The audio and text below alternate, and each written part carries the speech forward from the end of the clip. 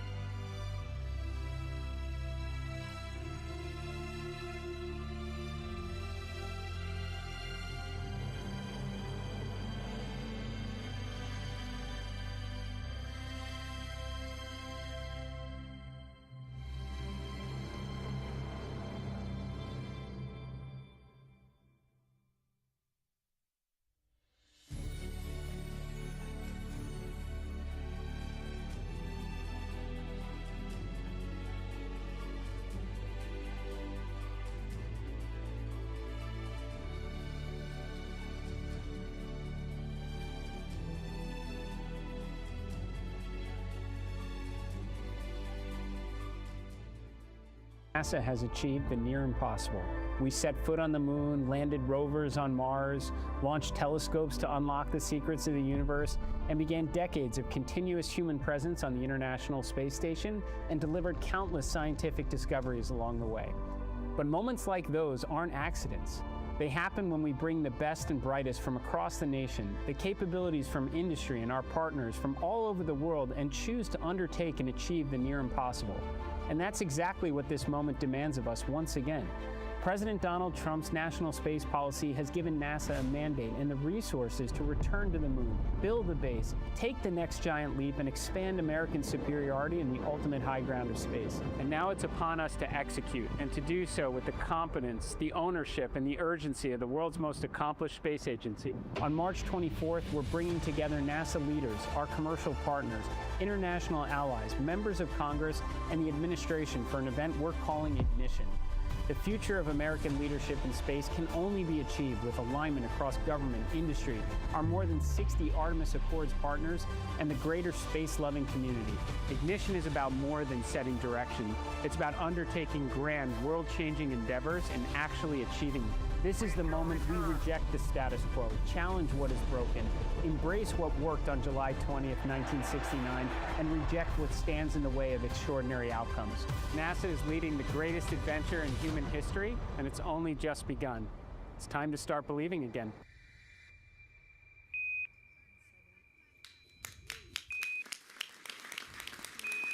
Please welcome to the stage NASA Administrator Jared Isaacman.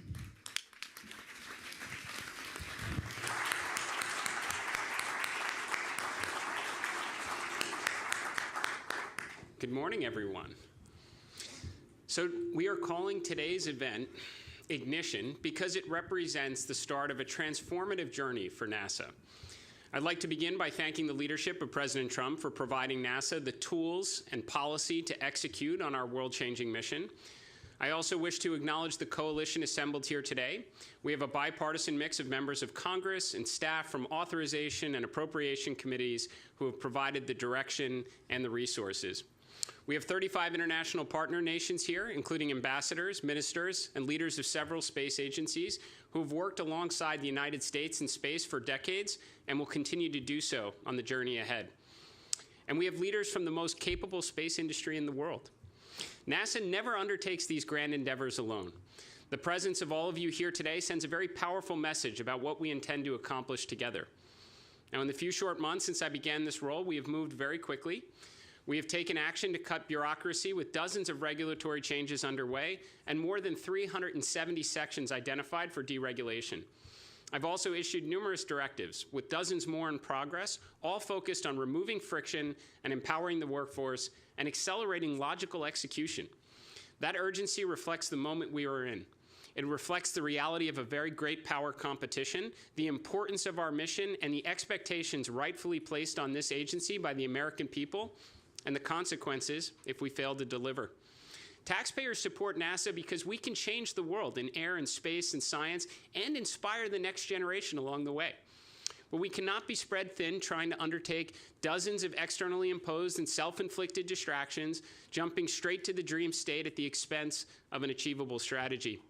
For too long, we tried to satisfy every stakeholder. The results of that approach are very well documented in OIG reports. Billions wasted, years lost, non-conforming hardware delivered, programs that never launched, fewer flagship science missions, virtually no X-planes, less astronauts in space, which means less kids dressing up as astronauts for Halloween. I don't like it, the president doesn't like it, and the American people have waited long enough for the headlines only NASA is capable of making. For decades after the last space race, NASA was really the only game in town. For better or worse, the plan changed. We formed partnerships, spread goodwill, and tried to undertake programs that attempted really to make everyone happy. The outcomes became less important, skills atrophied, and now we find ourselves with a real geopolitical rival challenging American leadership in the high ground of space. NASA has stated we will return Americans to the moon before the end of President Trump's term. Our great competitor said before 2030. The difference between success and failure will be measured in months, not years. They may be early, and recent history suggests we might be late. This is why it is imperative we leave an event like Ignition with complete alignment on the national imperative that is our collective mission.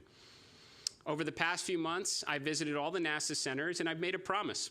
If we concentrate NASA's extraordinary resources on the most important goals on the President's national space policy, clear away needless bureaucracy and obstacles that impede progress, and empower the workforce and partners, then returning to the moon and building a moon base will seem pale in comparison of what we're capable of accomplishing in the years ahead.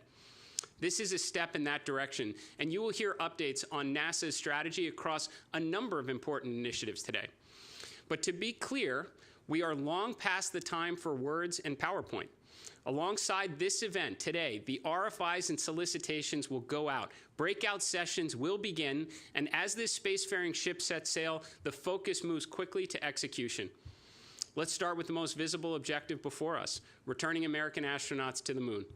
Artemis II, in the days ahead, will send NASA and a CSA astronaut into the lunar environment, the first crewed step of the Artemis program to pick up where Gene, Harrison, and Ronald left off on Apollo 17. At the same time, we are standardizing the SLS architecture with the Centaur 5 upper stage. We're rebuilding and focusing expertise on ML1 pad turnaround and establishing the muscle memory required to support a higher launch cadence. The programs we left behind in this effort were not success stories. NASA takes ownership for the shortcomings, but contributing billions more and time that we do not have was not a pathway to success.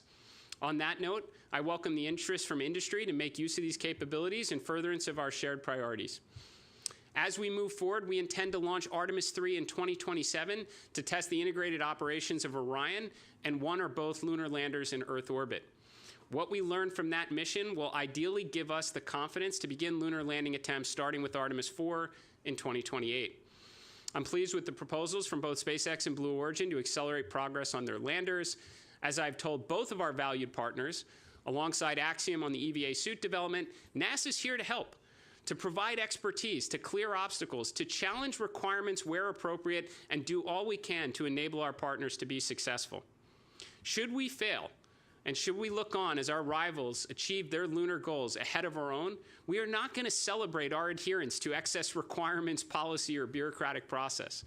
This revised, step-by-step approach to learn, to build muscle memory, to bring down risk and gain confidence is exactly how NASA achieved the near impossible in the 1960s. But this time, the goal is not flags and footprints. This time, the goal is to stay. Today, we are providing a demand signal for frequent crewed missions well beyond Artemis 5. We intend to work with no fewer than 2 launch providers with the aim of crewed landings every 6 months with additional opportunities for new entrants in the years ahead. America will never again give up the moon. That brings us to the next step, building the moon base. It should not really surprise anyone that we are pausing Gateway in its current form and focusing on infrastructure that supports sustained operations on the lunar surface. Despite some of the very real hardware and schedule challenges, we can repurpose equipment and international partner commitments to support surface and other program objectives. It's worth pointing out that shifting NASA workforce priority to the surface, which has lots of advantages for safety, tech demonstration, and science, it's really the proving ground for future Mars initiatives, does not preclude revisiting the orbital outpost in the future. We will build the moon base in 3 phases. Phase 1 endeavors to support industry by moving from infrequent, bespoke efforts to a templated approach that will generate significant learning through experimentation. We will dramatically expand lunar landings through the CLPS and the LTV program, delivering rovers, instruments, and technology payloads that test mobility, power systems, such as working with international partners and industry on the production of RUs and RTGs, communications, navigation, surface operations, and all the science payload that can be incorporated. Phase 2 transitions from experimentation to semi-habitable infrastructure and routine logistics with the aim of supporting regular astronaut operations on the surface. It's at this point we anticipate seeing the significant contributions from our great partners like JAXA's pressurized rover. Phase 3 takes advantage of the affordable mass-to-surface capabilities that cargo HLS will inevitably provide in the years ahead and enables the permanent infrastructure necessary to sustain a human presence, such as Italy's proposed habitation module. The moon base will not appear overnight. We will invest approximately $20 billion over the next 7 years and build it through dozens of missions, working together with commercial and international partners towards a deliberate and achievable plan.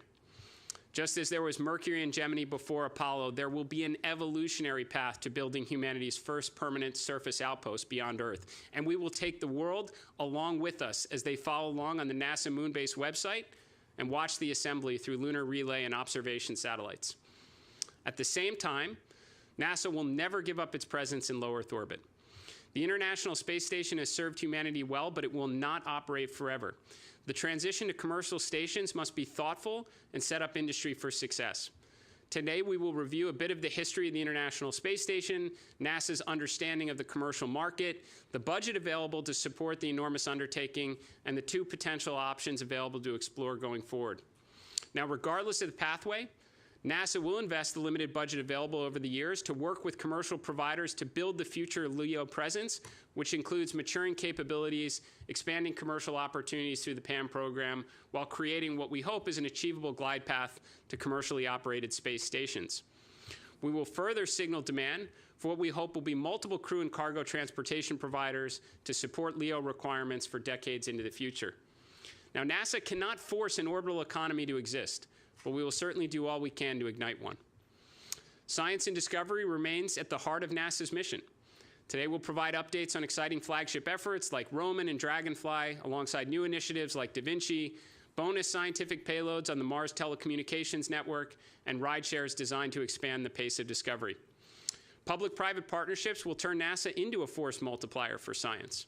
We are willing to challenge our approach to Earth observation and space weather, work with constellation providers, find efficiencies with legacy missions still yielding great science, and invest in flagship undertakings only NASA is equipped to pursue. We are excited to hear about the role of philanthropic efforts that will play in increasing our understanding of the universe, so like the Eric and Wendy Schmidt observatory systems. We welcome many such efforts and look forward to collaborating with and supporting them. The moon base itself and all the components that go into its assembly will become an extraordinary platform for scientific discovery. And there is one more thing. After decades of study and billions spent on concepts that have never left Earth, America will finally get underway on nuclear power in space.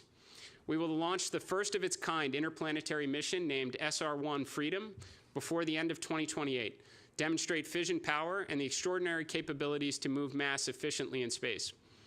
When Freedom reaches Mars, a year after launch, it will release the Skyfall payload of Ingenuity-class copters to continue to explore the red planet.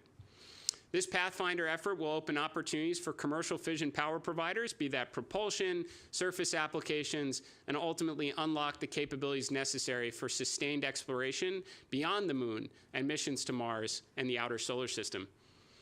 Now, none of these efforts succeed without a very talented and capable NASA workforce. We are rebuilding NASA's core competencies. We are converting thousands of contractor positions to civil service and restoring the engineering, technical, and operational strengths expected of the world's most accomplished space agency. We are expanding opportunities for interns and early career professionals. In partnership with OPM and NASA Force, we are creating pathways for experienced talent from industry to serve at NASA through term-based appointments.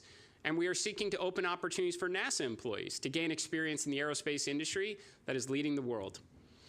Undertaking the near impossible should be extraordinarily difficult. It will require competence, ownership, dedication, and a great sense of urgency. We will recognize and reward only the hardworking contributors who deliver the intended outcomes. On that point specifically, we do not expect our partners to do this alone. We will embed NASA subject matter experts across the supply chain, attached to every vendor, subcontractor, and every part on the critical path, from Artemis acceleration to building the moon base. We will challenge the status quo where appropriate and help solve problems and pull in production. But to be very clear, we are not going to sit idly by when schedules slip or budgets are exceeded. Expect uncomfortable action, if that is what it takes, because the public has invested over $100 billion and has been very patient with respect to America's return to the moon. Expectations are rightfully very high. The taxpayers and their representatives in Congress should demand accountability from every vendor, every leader, every CEO if those expectations are not met. I know you all understand the message that's being delivered, and please know that I will be in the field alongside all of you, doing everything we can to ensure the correct outcomes are achieved. Looking ahead, there is no shortage of exciting rocket launches, but we will also inspire the next generation through outreach, education, grants, and programs that bring the public closer to the work we do here at NASA. Expect to see NASA aircraft at air shows and public events as we celebrate America's 250th birthday, all with the aim of inspiring the next generation to grow up and take humankind even farther. Today is called Ignition for a reason. This is the moment where we should all start believing again, when ideas become missions and when hard work delivers world-changing accomplishments. NASA once changed everything, and we're going to do it again. The greatest days of science and discovery are ahead of us, and I welcome your support and commitments as we continue the greatest adventure in human history. Thank you.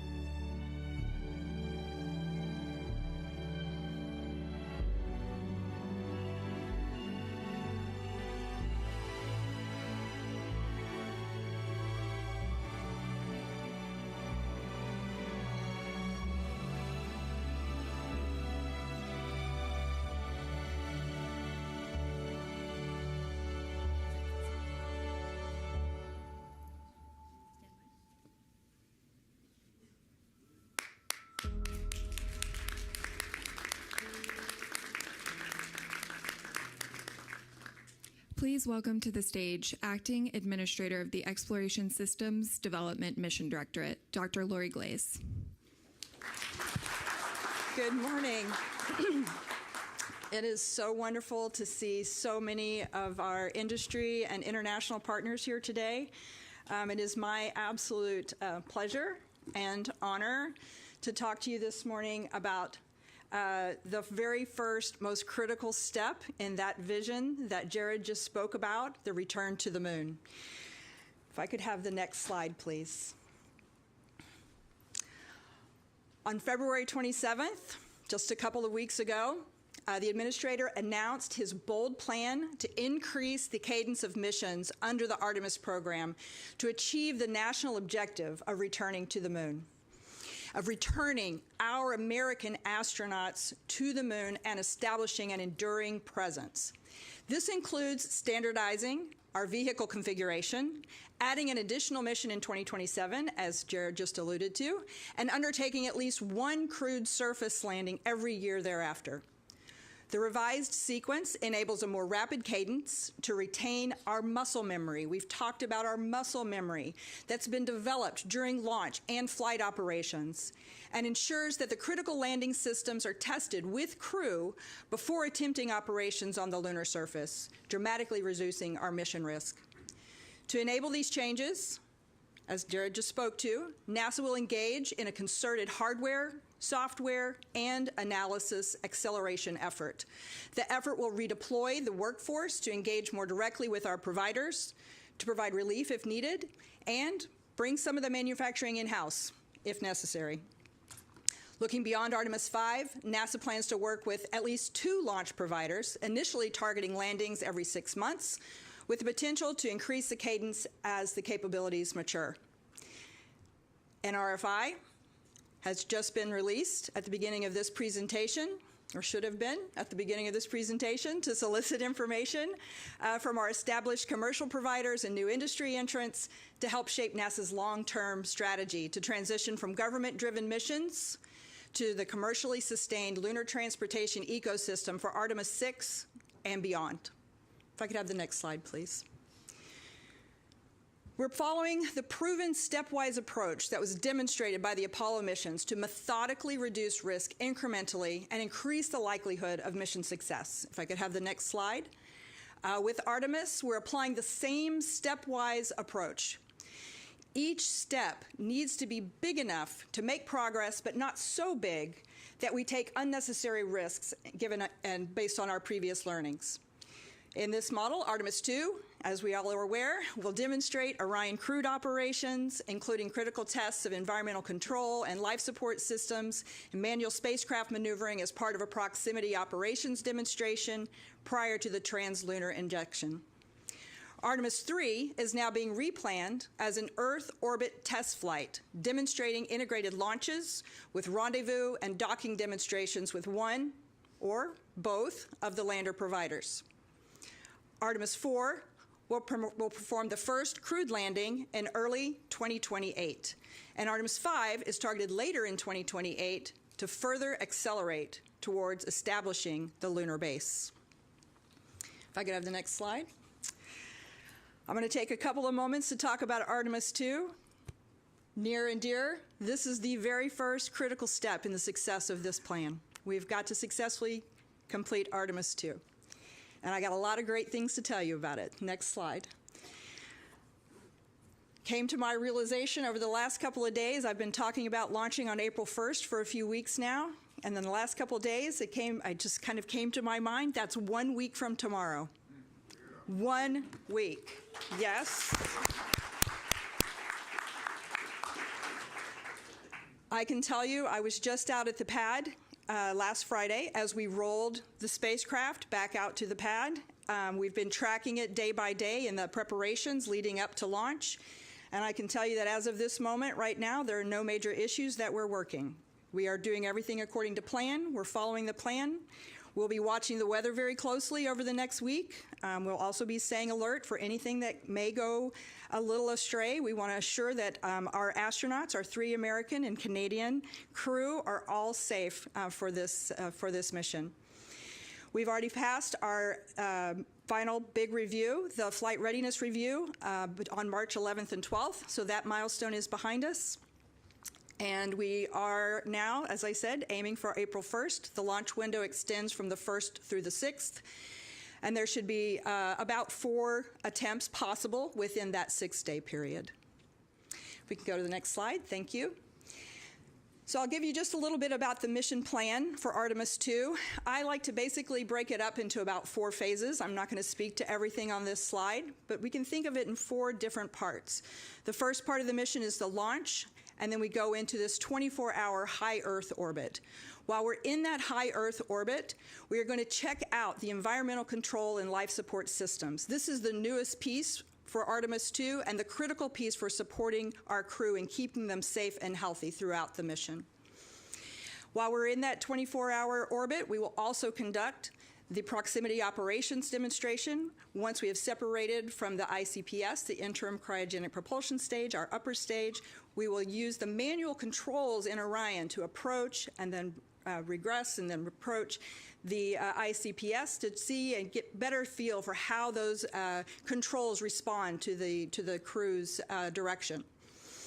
Once we're confident that all of the systems are operating within the Orion spacecraft at the completion of that 24-hour orbit, we will perform the translunar injection, which sets us on the path to the moon, around, and back, where we'll use the moon's gravity to bring us back. It's a free return trajectory. So that second phase is about 4 days out to the moon. And then we have the third phase, which is the lunar flyby, where we'll get to observe the far side of the moon and hopefully break the record, the Apollo record, for the farthest any human has ever flown from Earth. And then we begin the cruise back, about another 4 days back to Earth. The final part of the mission is the re-entry to Earth's atmosphere and splashdown off the coast of San Diego in the Pacific Ocean. We'll work closely with our partners at the Department of War to recover the crew, bring them safely to shore, and return them to Johnson Space Center. So I hope you all have as much excitement as I do. I'm starting to get goosebumps. Please stay tuned and watch along with us over the coming week. And I hope to see many of you at the launch next week. If I could have the next slide. Oh, it's up already. Artemis III, as we mentioned, is now a new Earth orbit docking demonstration in 2027. And we're really excited about this mission. And I want to talk about all the preparations we've already made and how ready we are to execute on this mission in 2027.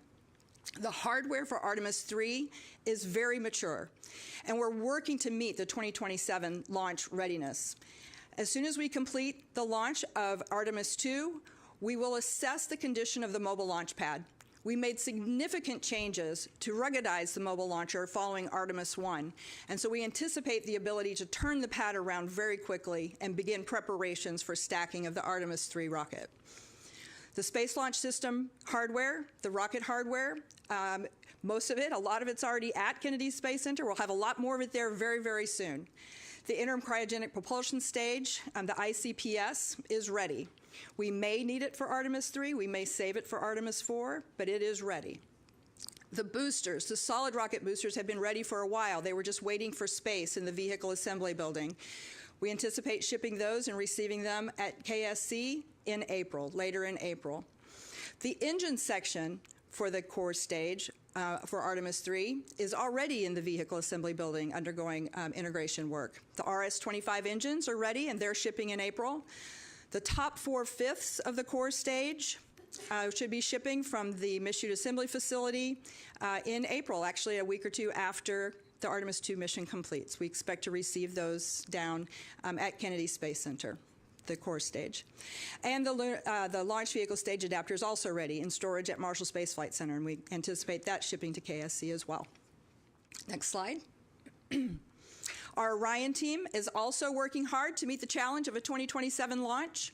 All elements are already at the Neil Armstrong Operations and Checkout Building at Kennedy Space Center, and significant progress is already underway. The Orion service module is in testing and checkout, making great progress. The heat shield that you see in the middle here has completed its fabrication and assembly, and it's in its final preparations to be ready to be integrated into the Orion crew module. The service module is also being integrated and tested. So we've got the service module, the crew module, we've got all the piece parts. We are in that integration stage. The next slide, please.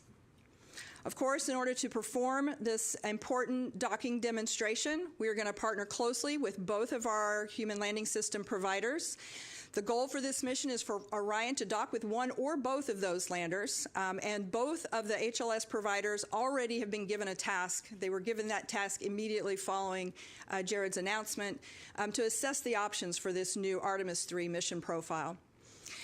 In preparations, we're watching closely the development of both lander systems. The Starship Flight Test number 12, we anticipate happening in April, hopefully, no earlier than, but hopefully in April, will be the first flight of their version 3, which is a major step towards the lunar landing capability. The Blue Origin Mark I, which is their predecessor to the Mark II human lander. They've invested a great deal in the Mark I lander and anticipate launching that within a few months. Very excited. It's going to be flying one of Nikki's CLPS payloads. And we'll be watching. There's a lot of commonalities with the systems needed for the human lander that will buy down risk with this Mark I mission. Back in the fall of 2025, NASA already began working with both of the providers to accelerate the human landing to 2028. Those accelerated landers are what we will be using for the Artemis III rendezvous and docking demonstration to buy down the risks. I have the next slide, please. So as soon as the administrator made his announcement, we began actively assessing the specifics of the mission profile and the objectives that can be addressed in this mission. The new mission will endeavor to include a rendezvous and docking with one or both commercial landers, as I said, from SpaceX and Blue Origin. It will include in-space tests of the docked vehicles, an integrated checkout of life support, the docked vehicles, the communications, and the propulsion systems.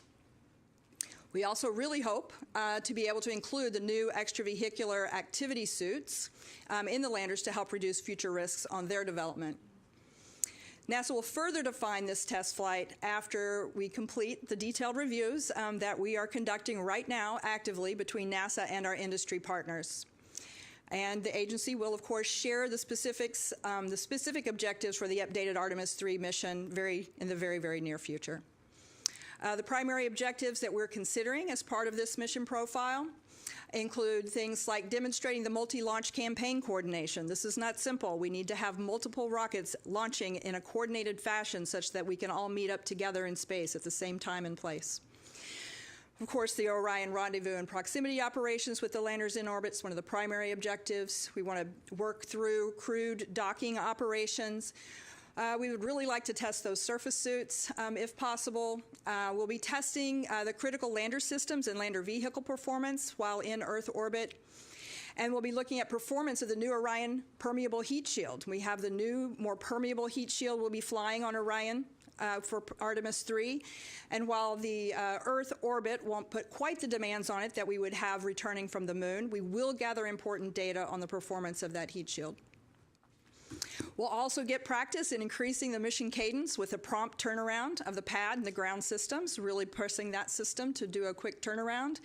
And we've talked a lot about the muscle memory, and with this mission, we'll really demonstrate our ability to support the increasing mission cadence.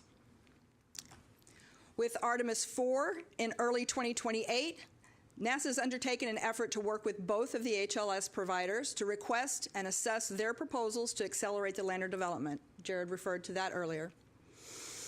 This includes modifications to our requirements and then also to the surface things that we want them to do on the surface and how we want them to work with us. We've got requirements to the hardware, the mission definitions, capabilities that enable us to move faster. We're really focusing on how can we move faster. The intent with this change, with trying to pull these forward and working with both providers, is to fly with whichever provider is ready first for 2027. We've already made significant progress on the government side of the hardware that's required for Artemis IV, both on the SLS and the Orion. The solid rocket booster segments are complete. The aft skirts for the boosters are in their final production. The core stage engine section for Artemis 4 is actually already at Kennedy Space Center. The RS-25 engines are in storage. The top 4/5 of the core stage are in their manufacturing at Michoud Assembly Facility. And the Orion Crew Module is also in its final assembly at ONC at Kennedy Space Center. And the Orion Service Module that's provided by our European partners is also well into its integration in Germany. We had Artemis 4 is here at KSC. Sorry, getting lost in my track here. We've got a lot of stuff here. Artemis 4 is here at Kennedy Space Center. We're already getting integrated. As I mentioned, we only have one more ICPS. We're in the process of determining whether it would be used for Artemis 3 or 4. But as part of the plan to standardize production of the transportation system, the exploration upper stage that was previously planned for Artemis 4 has been replaced with the Centaur 5, which is a proven capability as part of the ULA Vulcan launch system. Right now, all of our programs are actively engaged in understanding what modifications will be needed to be implemented in order to transition from ICPS to the Centaur 5 upper stage. The new generation suits are being developed by Axiom to support NASA's lunar surface extravehicular activities. This is a significant effort and critical to our ability to execute the first landed mission. NASA is accelerating this effort, and we're providing direct support at Axiom facilities and suppliers to increase the collaboration and accelerate hardware production. The Axiom suits are being planned for checkout, as I said, hopefully on Artemis 3, or possibly additionally on the ISS. The suits for the mission for Artemis 4 will be delivered to the Human Landing System for integration. Again, both of our providers for Artemis 4 are working on simplifying their profiles to accelerate the initial landings and those surface capabilities. The primary goal of this mission for Artemis 4 is to execute the first crewed landing since 1972. While in orbit around the moon, the two crew will have two crew transfer from Orion to the commercial lander, and then which will safely transport those two crew to the surface of the moon, and then ultimately bring them back to rendezvous with Orion in lunar orbit. While they're on the moon, the two crew will demonstrate surface operations, including deployment of science instruments and conducting an integrated surface science campaign. Both of the providers are required to complete a successful uncrewed landing prior to carrying any of our crew. We've been looking and talking with both of the providers. SpaceX has been considering alternatives of their current Starship design, of the HLS Starship design, while implementing a more streamlined approach to try and speed things up and pull things forward. The Blue Origin approach implements existing capabilities that they have today as a stepping stone toward their eventual full capacity architecture. We've asked both teams for feedback. How can we help simplify these missions, and how can we speed up the landing? And the overarching themes that we've heard from both SpaceX and Blue Origin were, first off, can we please avoid the near rectilinear halo orbit? Can we please avoid NRHO to help reduce the HLS workload, what's required of that system, and also improve lunar surface mission planning flexibility?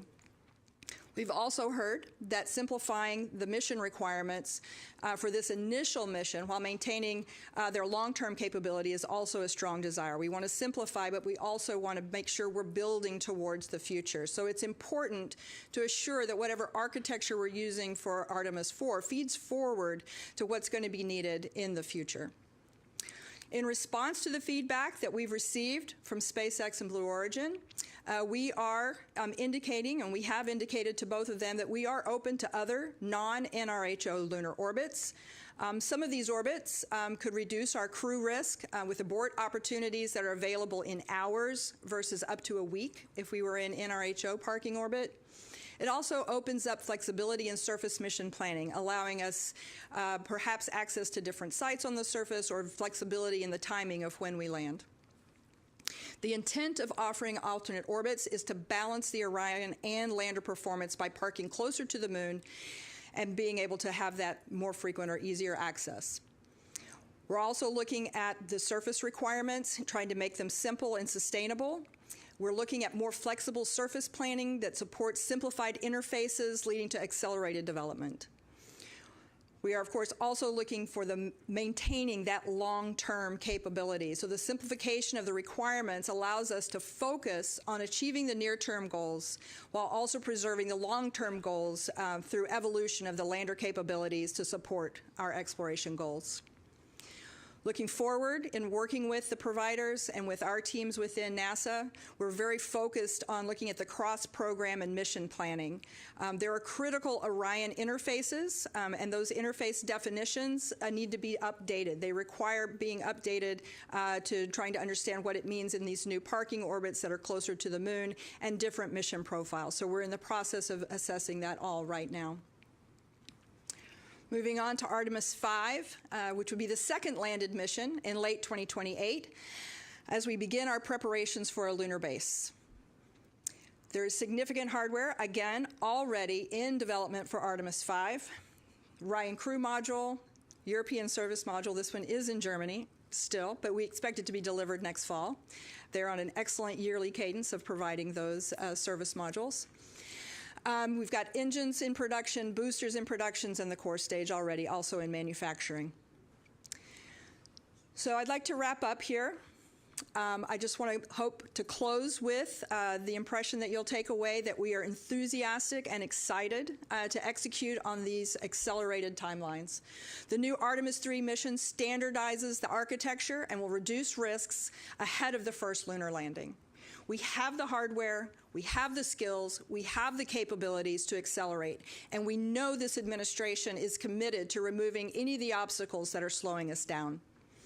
We're also prepared to advocate for increased supply chain criticality, and we're poised to deploy the NASA workforce to build components ourselves if necessary. We're already embedding NASA personnel at key contractors and suppliers as active, not passive, participants in the supply chain to assure that the key components that we need are not keeping us from landing on the moon first. Internally, we're in the process of building new analysis tools that provide us insight and real-time resolution of challenges across the entire Artemis enterprise. And to assure that we're all moving and working toward the common goal, the administrator has invited the company leaders from each of our prime industry partners to brief him within the next few weeks on the actions they're taking to meet the accelerated schedule. As I noted at the beginning, we're signaling demand and dropping an RFI for 2 pathways for crewed missions to the moon beyond Artemis 5. The first step in this journey begins with the Artemis 2 launch on April 1st, when Reed, Victor, Christina, Jeremy embark on their historic journey around the moon. I hope you'll be watching. I hope you'll be watching very closely, hopefully from the Cape, as we lay the foundation for Artemis 3, 4, 5, and beyond. And as Administrator Isaacman has said repeatedly, we may not have captured full global attention yet, but I'm absolutely certain that as we embark on Artemis 2, 3, 4, and 5 in the coming years, we will captivate the world. We're honored to have you working alongside us to further world-changing science and discovery. Thank you. Please remain with us. We will be coming back after a brief 10-minute break.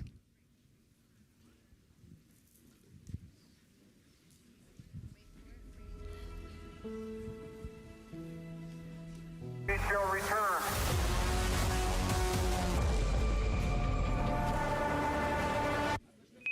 This is a live look. We will see things that no human has ever seen. We want to know what's out there just beyond the horizon. Amazing live views from the spacecraft. Coming back to Earth, say we were doing like 5 or 7 miles a second. Those are just not numbers that humans generally think about. We were always going to the moon. Pushing ourselves to explore is core to who we are. It's in our nature. That's a part of being a human. And lift off. 1.6 million pounds on the pad, 250,000 miles. Boosters have separated. When humanity sets big goals, we can accomplish extraordinary things.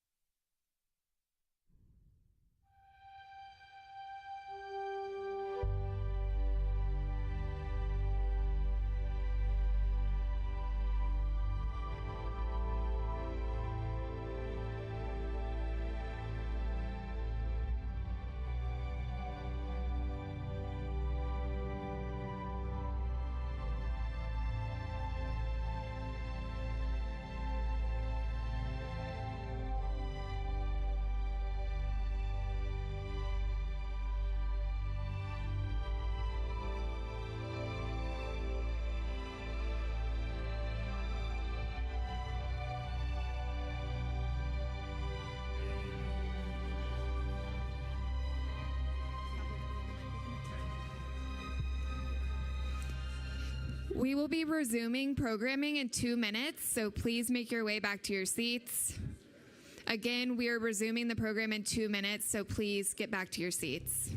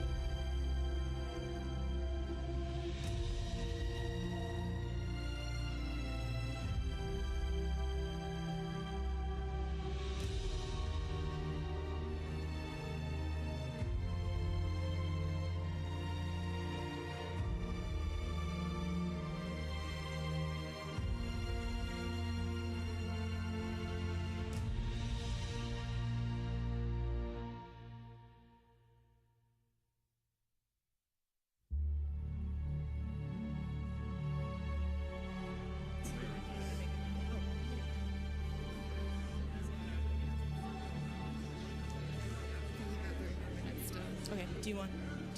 Should I just say like?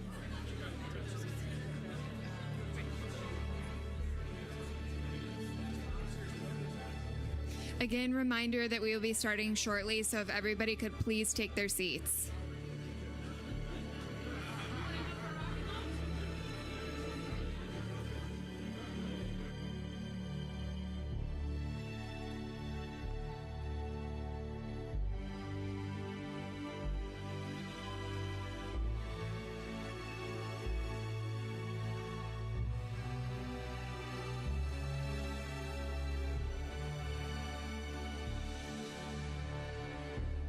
One more reminder that we need everybody to take their seats so that we can resume programming. So please take your seats.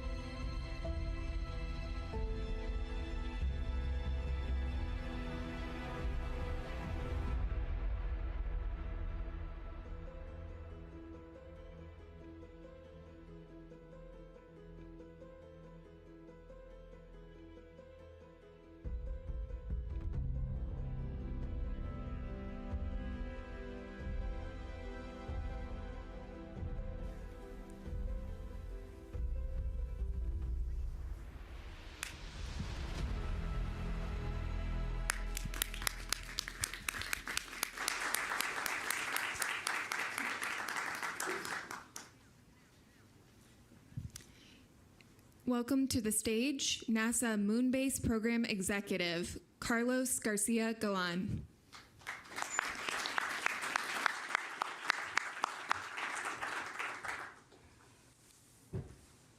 Good morning, everybody. I'm Carlos Garcia Galan. I'm your Moonbase guy. The first thing I want to do, though, is I want to address the Gateway program. National space policy is prioritizing sending astronauts back to the lunar surface and also building an outpost on the moon. When we evaluated the current Gateway architecture, which is focused on building an orbiting outpost, while that is still relevant for future exploration goals, is not required to accomplish our primary objectives. As a result, we're announcing today that NASA is pivoting the Gateway architecture to focus on building the moon base. We're going to focus the resources, the people, and all of our efforts on the surface and any orbital supporting elements to achieve that. There were other considerations that we assessed when making this decision. For example, the HLS providers and the performance penalties that we're incurring in trying to get to the orbit that we had selected for Gateway, and some other challenges that are still ahead of us with developing the modules and putting them in orbit. For example, right now we were projecting to achieve the first initial capability in 2030s. And as you're going to see today, we have a lot of things between now and then that we want to be focusing on. Consequently, we're going to be starting to work on evaluating what is it that we have today in terms of hardware, capabilities, facilities, and we're going to basically shift those to be focusing directly on what we're going to do on the surface of the moon. NASA, working together with our industry partners with Gateway and also our international partners, are going to be putting together options and concepts on how we take everything we got and we make it work for us towards building the moon base. Many facilities that we were using were already designed for an evolving architecture. with the orbiting outpost. So those will be easy to transition. For example, our laboratories that we were going to use for integration test verifications, we're going to be transitioning those. Also, we have significant amount of hardware in advanced state, like the power and propulsion element, which you're going to see later on today how we're going to transition that to meet one of our near-term objectives. In addition, the habitation and logistic outpost module, which is also being built here in the United States, there's many subsystems and components that potentially we could use in other habitation modules for the moon base. So all of that is just beginning today. We're going to do it together with our partners. And in addition to like hardware and facilities, the NASA Gateway team, it is going to pivot to also focusing on our objectives on the surface of the moon and some of the other things we're going to hear about today. Additionally, we're working with our international partners to basically make this transition together, figure out how we repurpose the partnerships that we have, and we go hand in hand in this transition, this pivot to the surface of the moon. Having said that, let's talk about the moon base. President Trump's vision for space exploration requires that we establish the initial elements of a lunar outpost by 2030. What you're looking at today is certainly not the initial elements. It's more of our vision of what it would look like in the future. So when you look at this picture, I'm going to ask you a few times today to transport yourselves to the future and to the lunar surface. When you look at this picture, it's very clear that to execute this vision, we're going to need to achieve the near impossible. But this is what we do. We're NASA. We're going to have to deploy systems in very high cadence that will survive extremes in temperature, illumination, and very complex and rugged terrain with very steep slopes. Everything that we're going to want to do in the moon, unfortunately, is hard to get to. So all of these things we're going to have to do together. And eventually support permanent astronaut habitation there, which is no small feat. We can only do this with a vibrant American industry base and our international partners.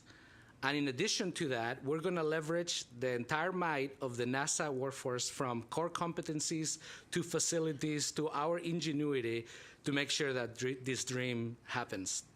We're going to ensure that American leadership remains in space and on Earth, leveraging doing things that today seems like science fiction. It does look like science fiction, but guess what? We're planning to turn that into reality. And with your help, we're going to inspire the world in the process. But this picture of the moon is not going to show up overnight. That's not where we're going to end up. We're going to build it in phases. Phase one, which starts today, it's all about getting to the moon reliably, learning how to get there in high cadence, deploying assets in different areas of the moon where we think we may want to build this moon base. We're going to experiment with new technologies that we know we're going to need for future infrastructure development to support that permanent habitation. And we're going to actually start the infrastructure in this phase that goes from now to 2028. That infrastructure is going to start with constellations of communication satellites that can also do observation. Transitioning to phase two, which we estimate will start around 2029, we're going to think about establishing the infrastructure. So we've tested some new technologies. We're transitioning to actually establishing and laying out what we think are permanent elements of that infrastructure. And we're going to talk about this, but it includes power, surface communication, surface preparation, and mobility. And then once that's set, established, we're going to transition into achieving semi-permanent and permanent crew presence on the moon base. So that is going to include habitation modules and everything we need to keep the crews alive and enable them to do groundbreaking science and exploration on the surface of the moon. Go to the next chart, please. So the moon has a surface area about the size of the continent in Africa. Imagine, talking about why are we going back to the moon? Imagine sending 6 missions to Africa for short duration and saying, hey, we've explored, we've learned everything we need. We're going to start doing that again. The lunar South Pole, for example, it's about the size of the state of Virginia. So I think you can go one page up. Oh, there you go. We got it. This false color image that you see is the dramatic terrain that's in the lunar South Pole. The Shackleton crater, for example, is one of the areas where we're interested in going. That is double the depth of the Grand Canyon. I don't know if any of you have had the chance to hike the Grand Canyon. I have. So it's quite impressive, and we actually want to explore in the areas of the bottom. We're going to have to build systems that also provide power, mobility, and habitation around those places, and also consider lighting. Like you see today, some of these areas that are very interested for science and exploration are sometimes permanently shadowed or have significant length of shadow periods. So having systems there that can survive the temperature gradients that we're going to see and the lighting are going to be critical. Unlike the lunar equator, the ratio of sunlight can really wildly change. And when the sun comes up, it's not like on Earth or different places on Earth where you see it just straight sunrise or the equator of the moon. It's going to basically hover in the horizon. So power systems and even communication having to go through those craters to work is going to be very challenging. So let's talk a little bit about phase one. Go one more slide. Phase one, these are the top-down objectives to establish the types of things we're going to need in the missions that I'm going to talk about in a minute. We want to achieve high-rate, reliable surface access. Talked about that. Establish the ground truth for the moon-based landing sites. We have a ton of data from satellites, a little bit of data from rovers and other probes and landers we've sent, but there's nothing like going there and experiencing that environment that I was talking about, and prospecting and looking around. So we need to do that in phase one with a high rate of assets. We also need to test and experiment on the technologies that we think we're going to need. They're not a nice to have, they're a must have. We got to make sure that we understand how those are going to work in that environment. And we're going to host the first crewed mission to the South Pole in this phase. So if you're an astronaut, transport yourself back. If you look at the perimeter of the moon base, you're basically going to see, of course, your ride to the moon and back to Earth. You're going to see other landers that were there before you, and then several of other landers and rovers that we were using to achieve that high rate and that prospecting. So this is kind of what it would look like. To achieve that, go to the next slide.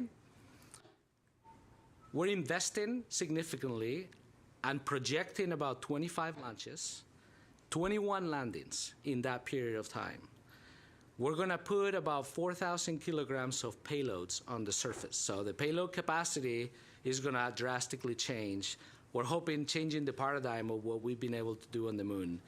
We're going to also deploy 2 lunar orbital comm satellite constellations to have reliable comm and observation. And then we're going to do technology demonstrations like radioisotope heating units, which are key to address some of the challenges we were talking about before.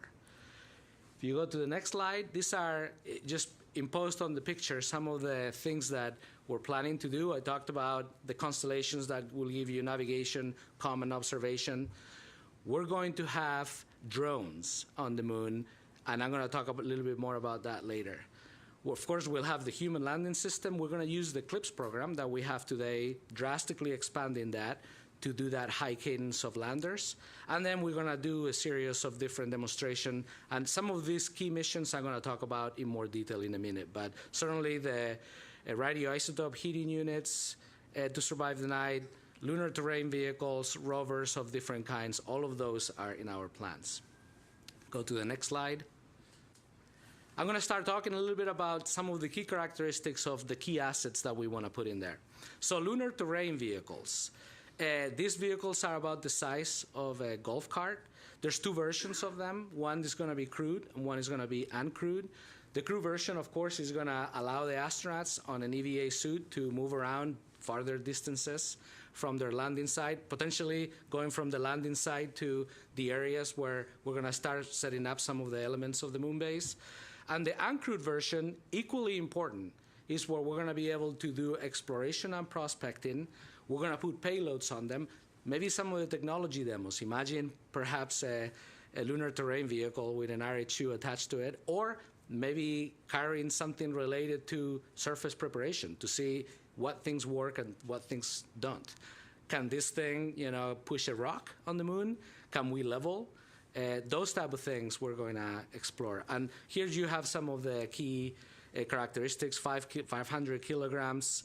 It can go up pretty steep slopes. 20 degrees doesn't seem like a lot, but if there's any cyclists here, you know that that's pretty impressive. Surviving 150 hours in the shadow and about a speed of about 10 kilometers per hour. Let's talk about the next one, lunar drones. We're calling this Moonfall.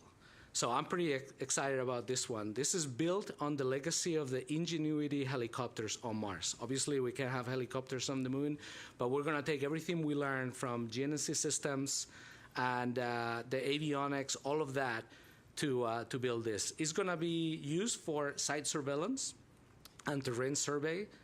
We want to send this to places that are hard to reach, which is, by the way, points where maybe are the ridges where we see more sunlight, or maybe are places where eventually we may want to put a lunar cellcom tower. So we're going to send them to do the prospecting, and potentially they could host a variety of payloads as well, like an RHU, for example, to further survive the night. Here's a video with some of the characteristics. So the drones themselves are going to be independent from each other. They're independent spacecraft. We'll bring them in and basically deploy them as the spacecraft is coming in. And each drone is going to be capable of basically several propulsive hops that can go about 50 kilometers each in total. And then it's about 150 seconds from launch to landing on each hop. And then eventually we'll place them in a place when we run out of fuel, where maybe they can, if they have something that allows them to survive the night and stay longer periods of time, we can leave them there and have a function, like maybe communications or something like that. Of course, everything we talk about is going to have pretty awesome cameras. The next one is that I want to talk about is communications and observation satellites. Communications is key. We can put all the assets we want, but if we cannot get their data back, or even look at prospecting from the top to see what things are doing, or bring you along for the ride, we're going to get much lower value of that. So building a constellation of satellites, we're very, very used to this on Earth, as you know, GPS, communications anywhere in the world. We got to establish that on the moon as well. So we want to increase the throughput to about more than 500 megabits per second. We want to increase and establish a good amount of surface lengths to orbit lengths, and basically being able to communicate with our assets anytime we want. We're also going to start establishing protocols. So, all the stuff we're going to put on the moon, we want to make sure that it's standard. And even though the initial set may not have those requirements, we want to test some stuff in phase 1. So maybe by phase 2 or 3, we can deploy those protocols and have a unified comm system on the moon as we develop other capabilities. If you go to the next one, another one I'm excited about, the Viper rover. Viper is also another golf cart-sized rover. It's built, it's tested, it's ready for a ride, and now we're going to give it one. It's going to go in the Blue Origin lander, serial number 2, which is scheduled to go to the lunar South Pole by 2027. What it's used for is going to map the water and volatiles from lunar resource prospecting. And these are critical for some of the reasons why we want to go to the moon. Some of these areas that have permanent or semi-permanent shadows have things that are billions, volatiles that are billions of years old, and we're going to go after those things and to try to understand our universe, where we come from, our neighborhood, to say in a different way. So yeah, this rover is going to get deployed. It's going to help us do a lot of the prospecting and trying to find out where are the cool places to go do science on the moon. Next one, radioisotope demos. I talked a little bit about the lighting conditions on the South Pole, very challenging. So lighting, of course, is related to also the thermal environment that these assets are going to see on the moon. As a matter of fact, at the beginning, during phase 1, some of the things we put there are not going to last very long because of this very reason. So anything we can do to not rely necessarily on solar power and allow the assets to get heating and maybe some power is going to be golden for our ability to take that forward. So we're actually trying to incentivize any of the people that have landers. If you can find an RHU or anything related to that works for your asset, bring it on, and we're going to reward you for that. As a matter of fact, also, we're thinking of several things along this area, but I'm going to talk about this later too. We're going to put an RFI today, dropping it, for any ideas that you may have. We want to hear them. So anything in this related to this technology area is going to be good. Basically, we want to put things that will help the lander survive more than 120 hours of continuous operations in darkness and be able to send signals back to Earth. Let's see. Let's go to the next chart. So all in all, this is phase one for you.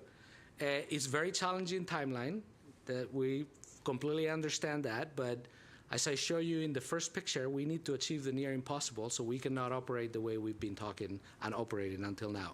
We're committing about a $10 billion investment in these years through 2028. In 2026, we already have 2 missions planned to the South Pole using our CLIPS program that we're folding into the moon base. 2027, we're drastically increasing that mission cadence with 10 launches to put 9 landers. And all of this we're going to do depending on what we get from solicitations, the stuff we have on the books today. So these numbers are obviously approximate. In 2028, we want to maintain that cadence and potentially do 12 launches to put 10 landers on the surface, including the HLS provided landers for demos and of course to bring the crew for the first time. Go to the next chart. Okay, let's talk about phase 2. So, all right, we've learned how to get to the moon reliably. We've tested technologies. Now we're transitioning into, we're building the moon base. So we're laying out infrastructure to be able to support the habitation modules later. We're going to drastically increase the CLIPS lander payload mass capacity to about 5 metric tons. We're going to use some of also the heavy cargo landers, so there's a lot more than that coming. But from CLIPS perspective, we're wanting to increase the size of the landers and their ability to take cargo. We're going to do technology demos to enable lunar permanence, and we're going to, at this point, we would like to increase our crew visits to the moon base, doing it semi-annually, so 2 missions per year. Top objectives. All right, back to the moon. Think about if you were an astronaut, what would you look at if you're looking at the moon base? So you saw some of the rovers that you saw in phase 1. Maybe some of them are not working anymore, but they're still there. You see additional rovers with increased capability. Definitely you see lunar terrain vehicles that have been hard at work, maybe preparing the surface for a potential habitation module or multiple modules we're going to connect. You see some of the infrastructure that's coming about, like solar tower masts and so forth. So if you go to the next chart, that's about what it looks like. 27 launches, 24 landings, 7 rovers, and drastically increasing the payload capacity that we want to put on the lunar surface. By this time, we would like to also have, you see, a pressurized rover that we're doing with our partners at JAXA. You see solar power stations. Definitely, we're building up on this nuclear capability, maybe graduated from RHUs to RTGs, maybe something else, if we get good ideas from you guys. So we'll start setting up this kind of infrastructure. And some of the assets, if you go to the next chart, in addition to what we did in phase 1, we definitely have solar power augmentation. So you start seeing some of those solar masts growing. We'll have RTGs, maybe on a rover, maybe on a lander, maybe some things that we can connect together.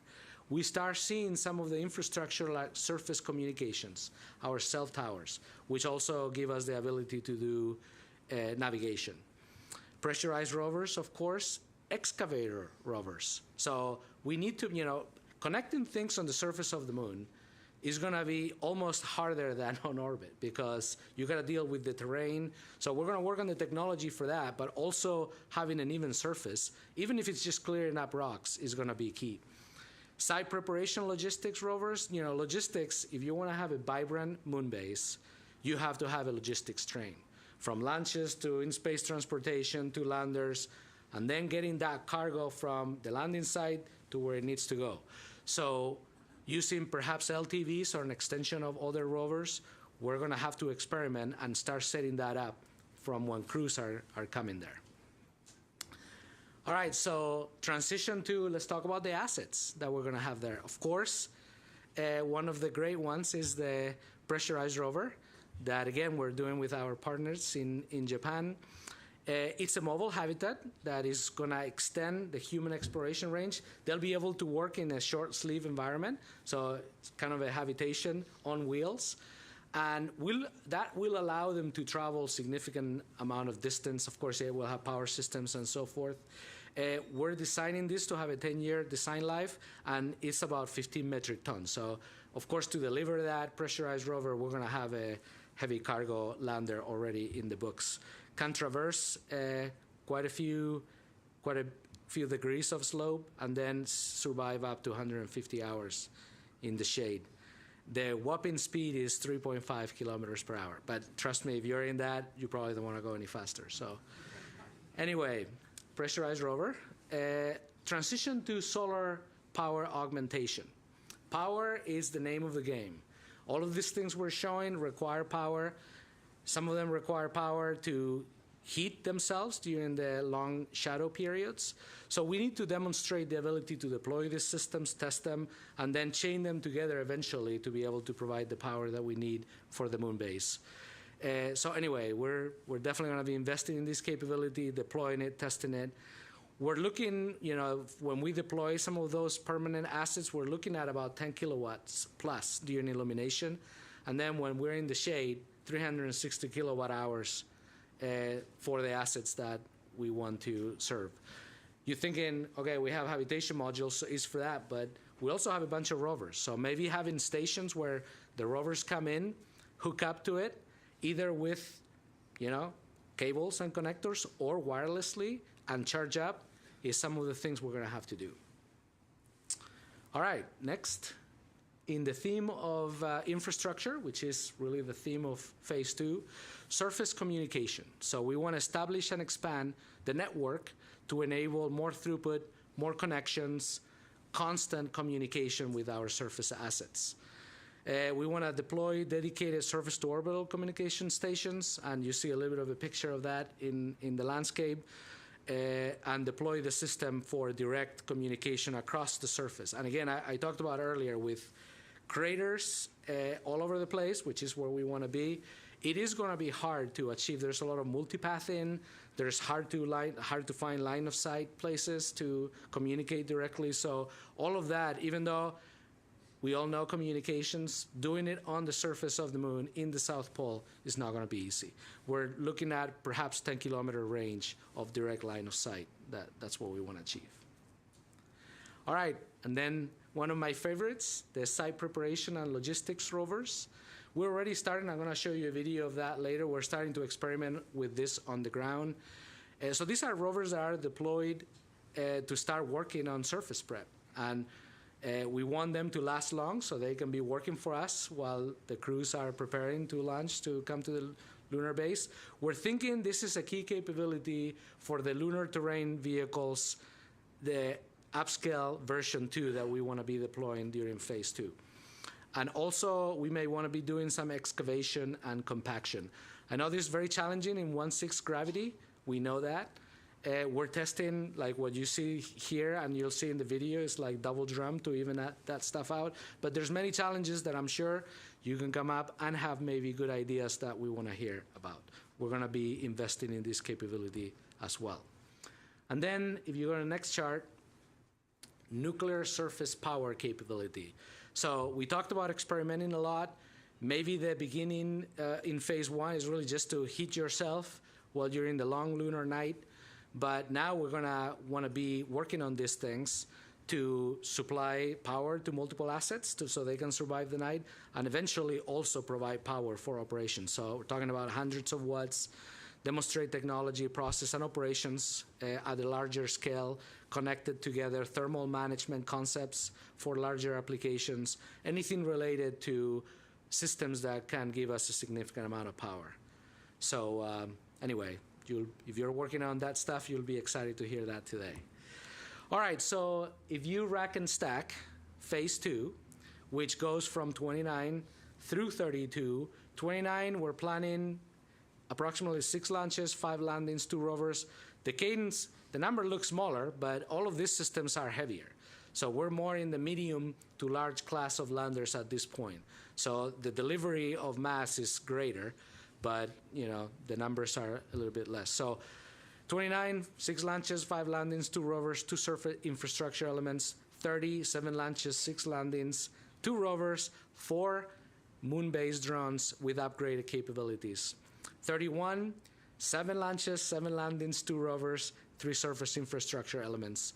And in 32, 7 launches, 6 landings, 1 rover, and more drones. This may not be exact, but these are the numbers we're working for. And we want to show you the signal that this is the type of cadence we think we're going to need to develop this moon base in the time frames that we want. So we're going to talk about challenges, and clearly it's perhaps out of our experience base. That's where we need to get together, come up with the things, identify things that are slowing us down, preventing this type of cadence, working on that together, addressing it head on, and putting it in play. All right, phase 3. So top-level objectives. Long duration and long distance human exploration. We want to increase the CLPS lander payload mass capacity to 8 metric tons. We want to do a bunch of regolith manipulation and site preparation capable rovers. We want to start the routine logistic flights to deliver to Earth. And then we'll do initial uncrewed mission cargo returns, maybe up to 500 kilograms.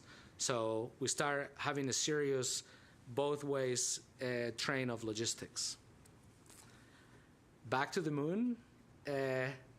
Just take a moment to really picture yourself in an astronaut suit, looking around and imagining what you would see there.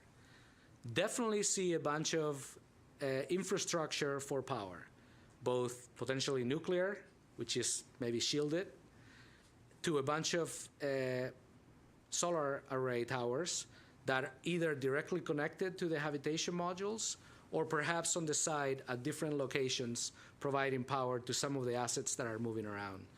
Pressurized rovers, advanced LTVs, and then different landing sites for human landings, cargo landings, and potentially launching cargo vehicles back to Earth with a bunch of moon regolith.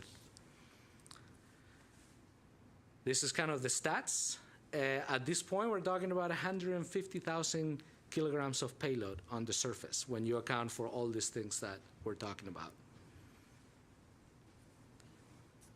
One more chart. So again, some of the highlights that I've been talking about. Habitats, that's the highlight of the moon base in its end state, and what we're going to be focusing on phase 3. Logistics, can't talk enough about logistics and the need for that to do it reliably. We've learned anything we've done long duration, whether it's on Earth, low Earth orbit, we know we need logistics. So I mean, everything that has anything related to that. In situ manufacturing or resource utilization, we're going to start seeing some sites on the moon that are kind of like the industrial neighborhood, where we're trying some of that technology and also using it to actually keep the moon base growing and viable.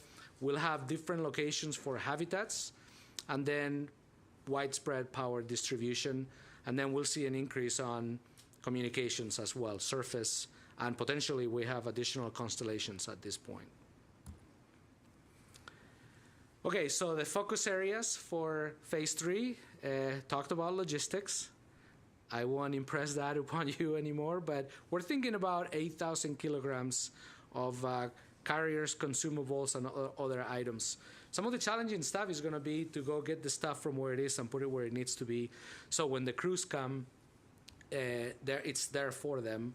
And what we know from doing permanent habitation in low Earth orbit, for the crews, that you need clothes, of course you need water, you need air. There's a lot of mass for even short duration missions. Like a month, staying there for a month requires a significant logistics and supply capability. So If you go to the next chart, we'll talk about habitats, star of the show in this phase. So we want to enable continuous human presence there. We potentially are looking at multiple locations. We would like to expand into different modules that are connected together, but we'll evaluate if that's the best play. We definitely want to expand our capabilities in ECLSS, surface mating, and of course, airlocks. We're going to be experimenting with this, and of course, the pressurized rover and the things we have already done with ISS, all touch on these things, but it's going to be the next layer of complexity when we try to go to the moon. The basics, air, water, food, space, all of those things, a few nights in space, in the size of the minivan, it's manageable, but when we expand to short trips, those needs get much bigger. Let's see, I think I'm gonna move to the next chart. Cargo return. So initial demo we'll do in phase 2, but here we wanna use it at full scale. So at phase 3, we wanna definitely increment and implement a capability of a mass goal of 500 kilograms sustainably. So here we'll put our science returns, critical hardware, and anything we can do to inspire the world will have a place in our cargo return missions. All right, and then the last one, I talked about this a little bit earlier, but in situ resource utilization and manufacturing as well. 3D printing with regolith on the surface of the moon, it's something that we should be striving to do. So we'll experiment a bunch, and then we can hopefully put this into play for phase 3. This is something, when we talk about moon to Mars, clearly when we get to Mars, we're gonna need some of this capability, and when you get there, it's going to be tried and true and something you can rely and count on. So that's what we're going to be learning on the moon, how to achieve that.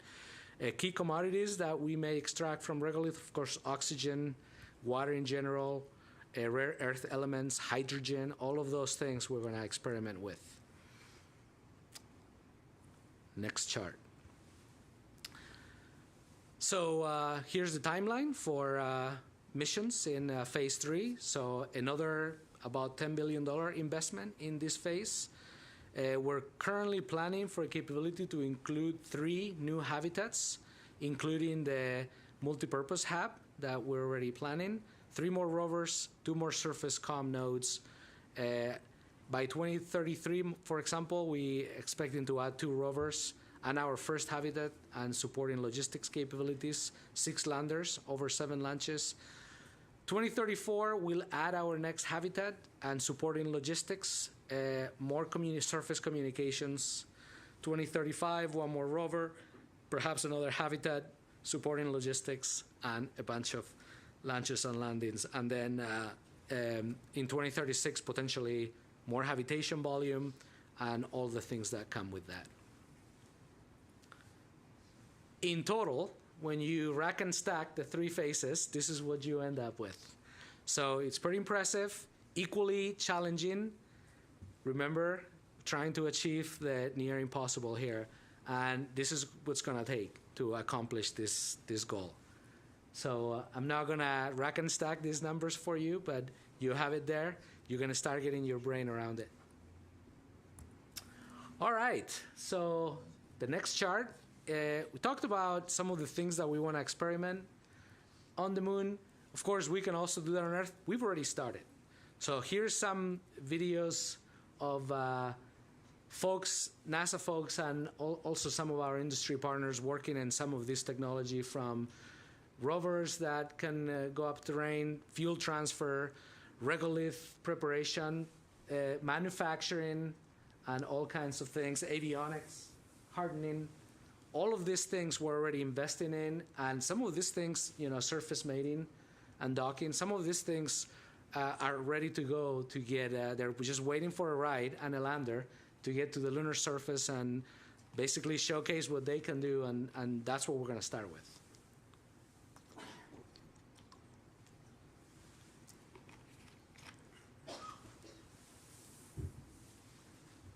Okay, so here's all the cool aspects of putting assets on the surface of the moon and traversing and potentially experimenting with what we're planning to do in the 3 phases. I could watch these videos all day. All right. So one of the key things, you go to the next chart, one of the key objectives that we have is not only to develop the technology that we need to eventually go to Mars, establish a moon base, which we have never done in deep space. It is imperative that we inspire the next generation of engineers, communicators, explorers. We can only do that if we take you along with us. We're going to basically require that every asset that we have has a bunch of cool cameras, things that will give us the perspective of what we're doing, which to date is almost like science fiction, and things that will inspire people that are currently in college, high school, middle school. It's like, wow, that is what I want to do.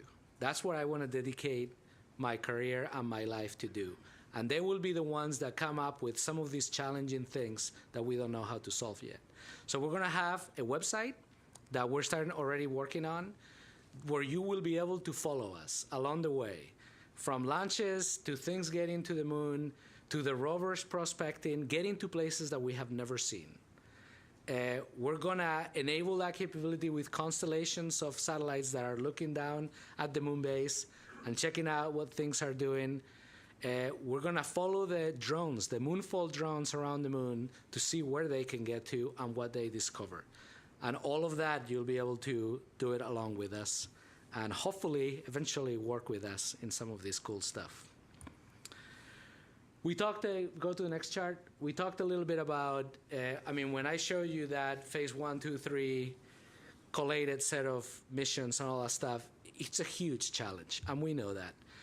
To achieve the near impossible, we are driving to high volume of complex missions with challenging execution timelines.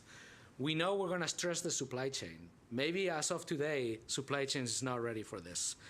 We're going to basically need to access reliable facilities that allow us to do the very unique testing that we have to do for surface operations, manufacturing capacity and capability, technology maturation.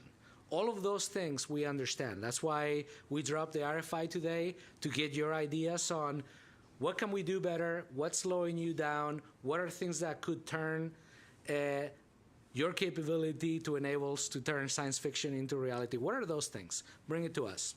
In addition to that, and you heard Minister Isaacman talk about that earlier, we're going to use the NASA workforce in a way that perhaps we haven't in the past, especially recently. We're going to make sure that these missions are as reliable as we can make them. We don't want to impede the innovation from industry, but the things that we know how to do, we're going to embed. So we're going to really focus our NASA workforce to basically helping you in industry, providing solutions. If you want them to work in line, they will be working in line, and then also reviewing the things that you're doing to make sure that we have a good shot. We're going to take a lot of shots on goal. We want to win a lot of games as well. So we're going to put that into play, as well as we're going to do a review of our facilities. Some of them have unique capabilities that nobody else has, and we want to make those available for you so we can do this together. So again, we need your ideas. Drop them in the RFI. Okay, so we've talked a lot about what are we doing.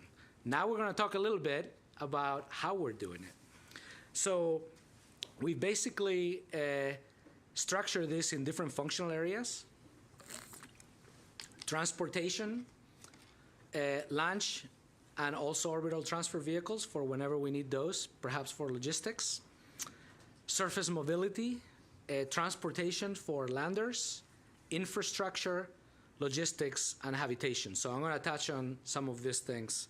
If you go to the next chart, realize that we've actually been working a lot of this stuff for a while. Today, there's teams, projects, programs that are working on all of these things individually. What we want to do, and this chart is not to project a future org or anything like that, the point we want to make here is that every asset, every kilogram, all the lunar exploration resources that we have are going to be focused on one thing, and that is to build the moon base. We're going to partner with our science teams to really think about what are the capabilities we need, what are we deploying, what's the science that should go with it, and put it all together. If you go to the next chart, I'm going to basically step through some of these things. For launch and transportation, we're planning, you saw the launch cadence, which is pretty significant. Moonbase will leverage Kennedy Space Center's launch service program and the deep space logistics projects to their expertise to manage, sustain commercial lunar delivery services. Building from our reliable surface assets with access, which we're going to set up and starts in phase 1, we will manage a commercial mixed fleet strategy that enables diverse, flexible mission support, standardized delivery interfaces. We're also thinking that, we're going to help with, perhaps helping with, get the landers, get the infrastructure, and maybe have basically a conveyor belt of landers, payloads, ready to launch, put them in the rocket type of thing. Moving forward, of course, landers, key thing. Here's a picture of some of the things that we have been projecting through CLIPS and HLS, things we have today, low mass, medium class, and heavy class landers. If you go to the next chart, the CLIPS program is one of the tools we're going to leverage pretty heavily. So originally, CLIPS was set up to enable low cost, more risk tolerant, lunar payload delivery opportunities, basically to incubate new US-led industry base to work on landers and capabilities to deploy them. What we want to do requires a lot more than that, so we're drastically expanding the CLIPS program. So the lander payload delivery capability is going to now go through phase 3, potentially beyond. We want to increase mission reliability, and that starts now. We're putting things in the contract updates that we're doing to allow you to leverage the NASA expertise for both inline work and also, us looking over things that you're doing and areas where we can help. Also to increase the mission quantity and cadence. To achieve this goal, I'm gonna have some procurement charts also coming up, and we're gonna talk about extensively tomorrow. But we're gonna release 2 new requests for a proposal for task orders to support phase 1. So it's taking what we have today with the current providers and expanding that. And then we're going to structure a way in which you can leverage on the NASA workforce more than you could before. And then we're going to release a follow-on CLIPS solicitation to support phase 2 and 3, where we're going to open up again and expand the pool of providers potentially that can bid on those things. So definitely a WASIS for CLIPS. And hopefully you'll get to read the solicitations and the stuff we're putting out today and be excited to participate in this building the moon base with us. All right, large cargo landers, not going to talk about much of this because this is already in play with the HLS program. So, quite a bit of capability that it's in process of being available for, especially for phase 3, for phase 2 and 3 for us. Go to the next chart. Transportation elements. So we talked about the land services. We'll have new lander opportunities with the solicitations that we already talked about. And some of the CLIPS deliveries are kind of summarized here. And again, we'll focus on the details all of this tomorrow with open sessions and also closed sessions with existing providers. Next chart. Okay, infrastructure. So here's where we're going to talk about communications and also power. So I'm going to step through this. And in these charts, I'm going to talk a little bit about the evolution that we are looking for. So when we talk about communications, here's the different things we're going to have wholesale at the different phases. So phase 1, we talked about the constellation of COM with observation, and as a bonus, if we can get navigation, we'll strive for that. Then phase 2, you get to the definitely navigation on the on-orbit constellations in addition to surface communication, and potentially we'll also entertain the possibility of doing an atomic clock demo. So eventually we can build a very reliable navigation system on the surface. So the evolution, if you go to the next chart, please. The evolution of this in phase 1, and I've talked through some of these capabilities already, but I wanted to kind of put it in a summary. So orbital comm, PNT, relay, deploy. We're going to deploy our initial 5-satellite constellation that's already in progress, and we're going to look to add a second constellation that's dissimilar to that. One of the things we want to do is get in there and put significant observation capabilities and start playing around with protocols that we can then count on in the future. Phase 2, we go to the surface for permanent surface cell towers, and then simultaneous support and comm from different assets. And then this is where we start building the navigation infrastructure. Phase 3, is the surface communications, expanded capability with standard protocols, and the same thing for navigation. Next chart is gonna dive into the surface power. So click one more, and of course we'll start with solar and regenerative fuel cell type of technologies. We will go into the RHU for heating some of our assets and RTG in phase 2. Definitely experiment in phase 1 as much as we can. This is a key infrastructure component. And then in phase 2 is when we're gonna actually start deploying and linking things together. And then the fission surface power program, it's scheduled to deliver something on phase 3 for more capacity and maybe more than one thing, for the capacity that we'll need for the moon base. Next chart. Here's kind of the phase evolution of that. So deploying the assets for communications, that's an infrastructure thing we're gonna do in phase 1. Demo, nuclear and other things that will allow us to do the survive the night and long shadow periods. Then we transition into the deployment of the power infrastructure on phase 2. Solar and nuclear, and then, completing that and distributing that to all the assets during phase 3. All right, mobility. There you go, one more chart. There you go. So this is the combination of all the mobility assets that we plan to have. So in phase 1, definitely a bunch of rovers of smaller size with different payloads and capabilities for prospecting and experimenting. We'll also have the lunar terrain vehicle. I'm going to talk a little bit about that in a minute, but we're going to change a little bit course on that, and basically we'll have incremental capability build up for the LTVs. So LTVs in phase 1, more capable LTVs in phase 2, and even better on phase 3. We're definitely looking for our international partners to also help in this area. This is a great opportunity. We're going to have definitely transportation capability by this point in phase 2.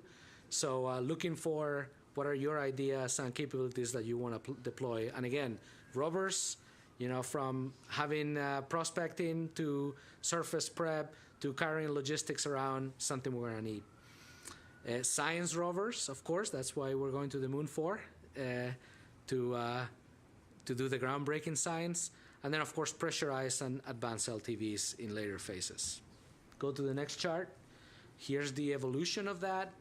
During CLPS 1.0, we already talked about delivering several rovers, including Viper, Flip, and the Rashid UAE rover.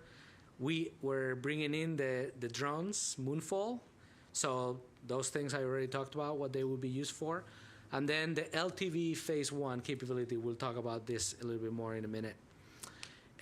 Phase 2, more capable LTVs with increased reliability, service life, survive the night, payload capacity. Partner rovers, of course, including the pressurized rover. That's a big one in this phase. And then science of all kinds, and of course landers. And then phase 3, we are in an operating mode with permanent habitation there, so certainly anything you need in a moon base, crewed and uncrewed, of course, more surface preparation, a lot of things that can do logistics movement. And all along the way, partner rovers, we're open for business there.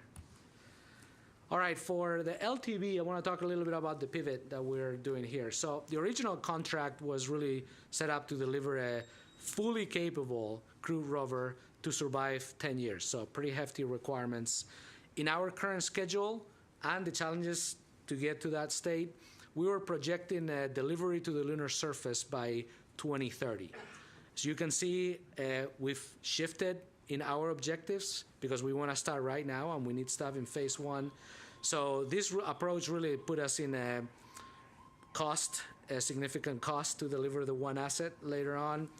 A lot of technical complexity to I have to address immediately instead of build up incrementally. And schedule put us in a kind of a no-fail solution space. If the rover was late or if it didn't pan out, didn't have the capabilities, by 2030, we're going to need that capability pretty significant. So we're pivoting. Okay, so anyway, what we're going to do is to enable basically gaining quicker access to crewed and uncrewed, we're going to change the procurement strategy for that and basically talk to our partners that were already on board and talk about deploying, doing solicitations for much earlier, perhaps less capable rovers, and then incrementally build that. So we're changing the current contract today, and then we're going to put solicitations for phase 2 of that, and then eventually we absolutely predict the demand of that, where we have to deliver an LTV, every certain months for the duration of the moon base. So pretty exciting evolution where we're going to need a lot more capability, just a little bit of a change from where we are today.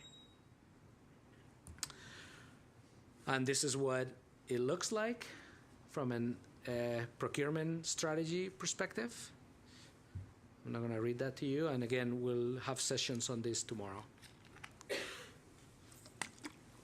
Next chart. Okay, habitation and logistics. So you go to the next chart. In the picture of the moon base, this is what we're planning.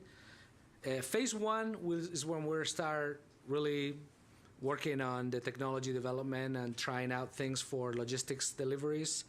Phase 2, of course, we will have pressurized rover as a habitation kind of a demo and trial.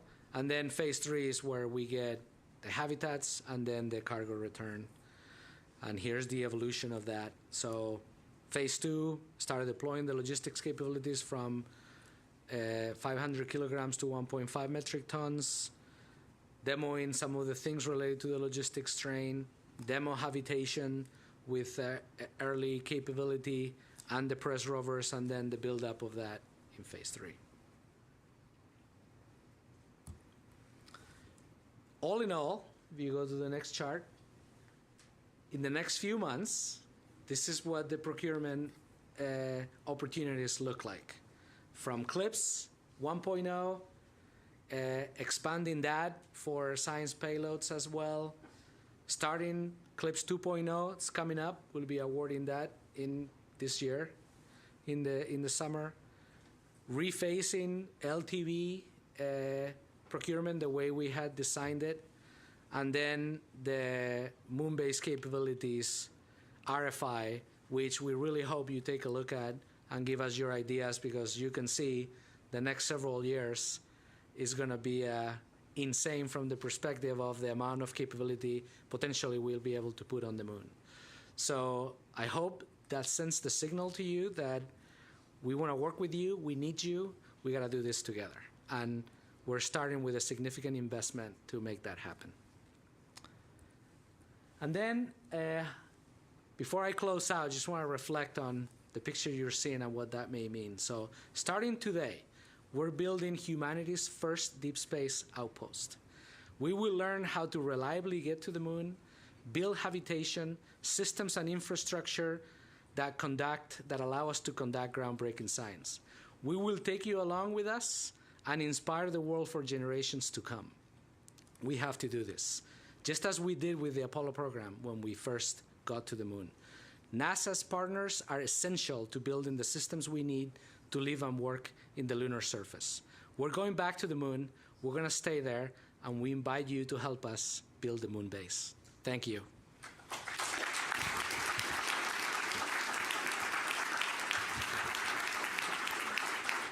We will now be taking a break for lunch, which is staged in the lobby, so please feel free to move about as you see fit.